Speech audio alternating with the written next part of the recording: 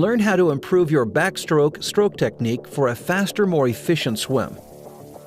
A faster arm stroke doesn't always improve your swimming speed. Longer, efficient strokes are always better than shorter, aggressive movements. Your hand entry should be relaxed and in line with your shoulder, with your little finger entering the water first. Your hand continues to travel downwards until the opposite shoulder rotates out of the water. The depth that your hand travels to will depend on your strength, stability, and feel for the water.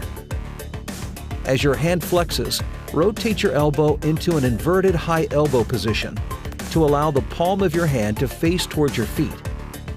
Your fingers must be pointed out to the side of the pool to maintain the inverted high elbow and good leverage on the water.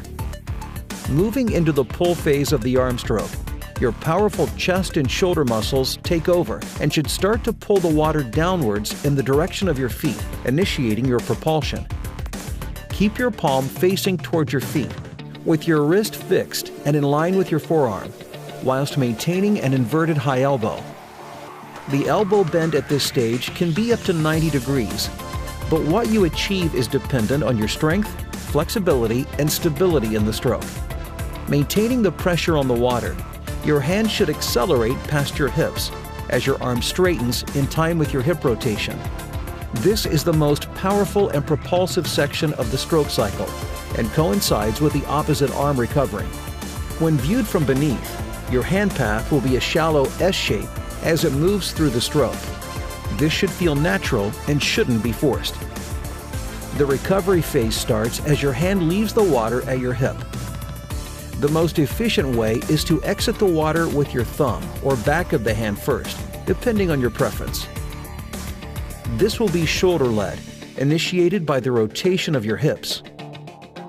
On the first part of the recovery, your hand must be relaxed and in line with your shoulder, with the arm perpendicular to the water surface pointing up to the ceiling.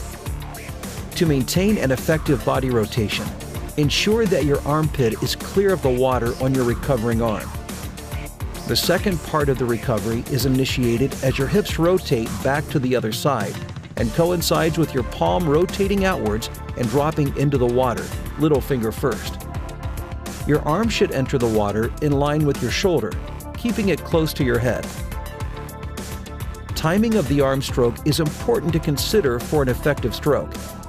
As one hand enters the water, the opposite hand exits, which coincides with the hip rotation within the stroke cycle.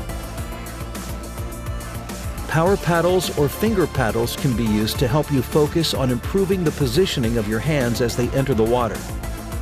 Finger paddles are useful for helping you focus on an efficient catch and pull phase, encouraging you to keep your fingers and elbow in the correct position. Due to his excellent body rotation, Ryan has a deep and powerful stroke with great acceleration past his hips.